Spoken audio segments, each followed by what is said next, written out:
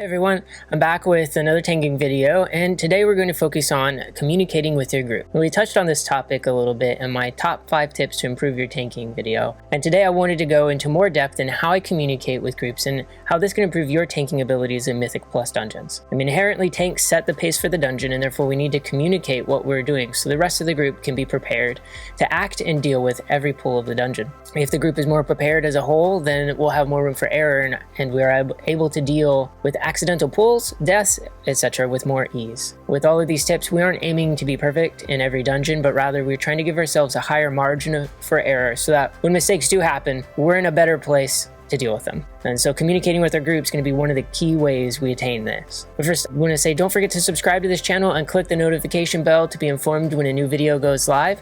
And I do stream on Twitch every Tuesday and Thursday morning and Friday night, so feel free to stop by and say hello. Now, I know many of you might be thinking about, the runs that are done without Discord or some sort of voice chat. How can we communicate well when we aren't in Discord? Well, I think there are ways we can communicate without words, and so I want to split this topic up into 2 main thoughts: how we communicate with and without voice chat. And so I want to start talking about how we can communicate when we're not in voice chat. So a couple of things I want to suggest to you as we get into this one.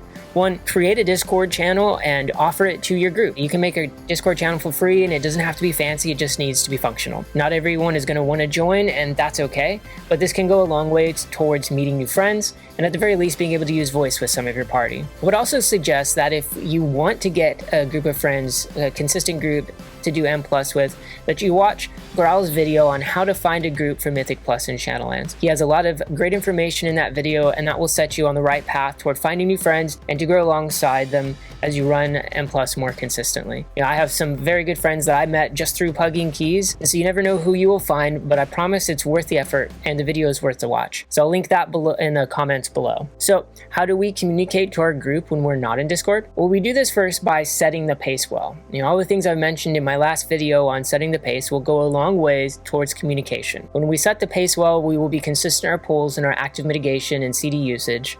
And by this, I mean facing mobs away from the DPS or always facing them in a specific direction.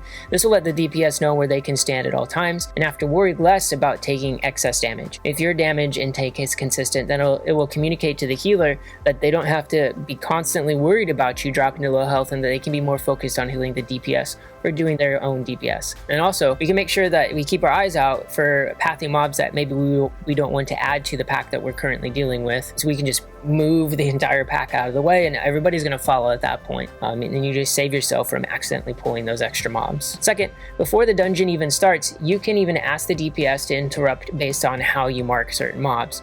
So for me, I have my target markers bound to my Alt 1 through 4 keys. So you can say, hey, rogue friend, can you take interrupts on things I mark with X, and DH, take skull. This way, throughout the dungeon, you can just mark mobs and they'll know without having to type every time you mark or just hoping certain casts get interrupted. And if you're lucky, your spell reflect won't get sniped. So to recap, if you're in a pug group that's not utilizing voice, have a Discord channel and offer to use it, but be okay if not everyone does. Set the pace for the dungeon well by being consistent with pulls and CDs, and before the dungeon starts, ask members of the group to take pre-planned markers for interrupts and CDs. Now, on to communicating with the group when you are on Discord. Now, there are 3 main things that I find that are useful to communicate: pulls, CDs, and interrupts or CCs. When I communicate what I'm going to pull, I will say things like, hey, after this pack, we'll do a 3-pack here. Or after this, we're going to do a big pull. Now this way, the DPS know to save their cooldowns for when they're better utilized. Or, hey, I'm going to pull this pack, but watch out for the patrol so we don't pull it too. We also want to keep our eyes on our heroism or our bloodlust cooldowns and let the party know when we plan to make use of it. Saying things like, hey, we're going to hero on the boss, so let's pull some trash until it's up. Or conversely, let's pull the boss now so that we can use hero on a big pull after. All of this will give information to the healer and DPS, letting them make better decisions on when to use their CDs and when to save them. For CDs, I mainly want to communicate when I have downtime on my active mitigation or have no big CD for a big hit. This will let my healer know that I need some extra help. For instance, on my warrior, I'll just say no block. My healer knows that this just means I have no shield block at the moment and I could get chunked for a little.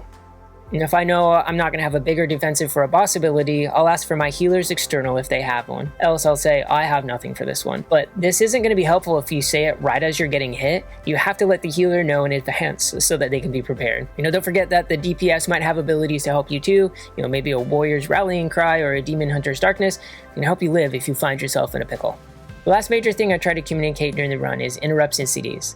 So for my group, I'm the de facto interrupt and shot caller, so I mark the ads and call for each player's CC most of the time. The tank doesn't have to be the one to do this, it just works well for our group. That being said, I'm not calling everything, and every player in the group should be communicating their CCs as needed.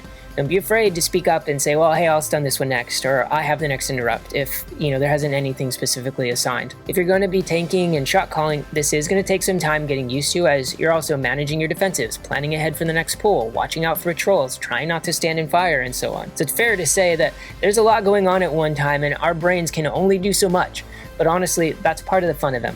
Be patient with your growth as you learn. There's still times where I'll be so focused on trying to stay alive, kiting, or moving the pack that I'll forget to call the next kick.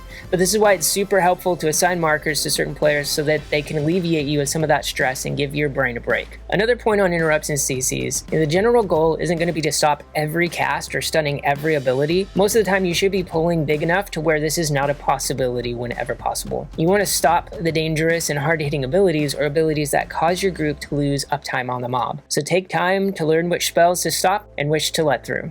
And this also just takes time to learn as you go, so enjoy the progress as you get better and better in these dungeons. One last little bonus tip I want to mention about communicating with group. The communication shouldn't stop once the key is completed. At the end of the runs, I'll often ask my group how it felt. Was there a pack that we did that felt bad? Maybe we should skip or look for a different way to handle it? Was there a pull that went well that we can always do? Use the time in between runs to look for ways to improve.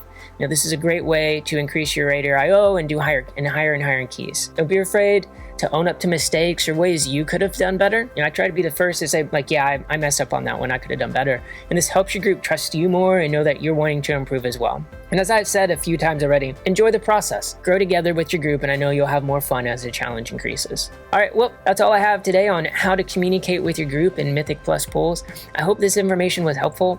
And as always, I want to hear your thoughts as well. Was it helpful for you? Did I miss something? How do you communicate with your group in Mythic Plus? Let me know if there are other topics I can cover too as we head into Shadowlands. And as always, thank you for watching, and I'll see you guys in Shadowlands.